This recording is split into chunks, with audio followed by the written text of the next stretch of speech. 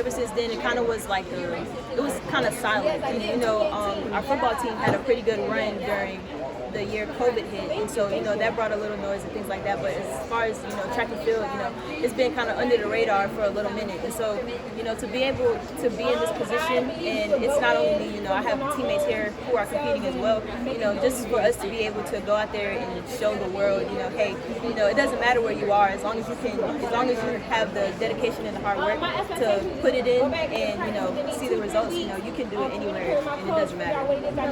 Thank you.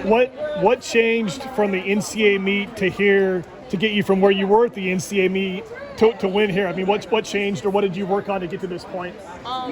Just staying relaxed was one of the biggest things for me. You know, trusting what I've been doing in practice, and, you know, what I know that I'm capable of doing, and I'm very big in my faith, and, you know, I just put all my trust in God. Of course, you know, 2 weeks ago I wasn't really happy with, you know, the results that came, but, you know, I had to step back and realize, you know, who's really in control, and it's not me, and He's in control of what, you know, I may endure in this life and things like that. And so He knew that 2 weeks ago needed to happen in order for this to happen today, and I'm fine with that. Not only do you make a world championship team, but now you're running on the first world championships ever on U.S. soil. Has that kind of sunk in, and what do you think about that?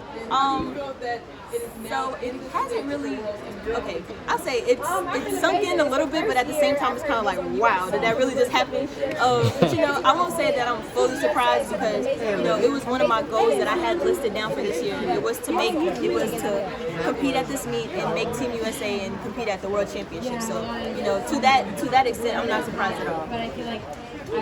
What do you think when you crossed the line and looked over and saw 1069 flash up? Oh, I was like, wow, that was crazy. Then I saw the win, I was like, oh, but I mean, hey, 1060 is still fast. Yeah. What did your coach say after the race? He was just like, good job. He's from England, so he was like, just good job, big dog. You know, just something, you know, we have our own language and whatnot, so he was just really proud. What were your expectations to start this season?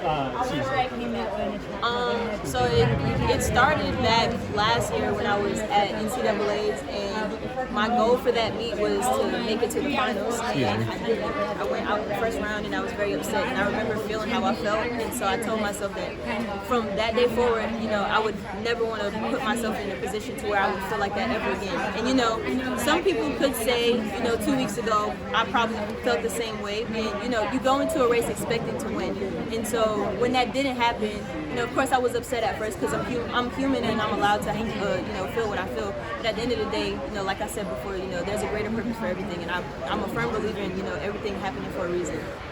Have you run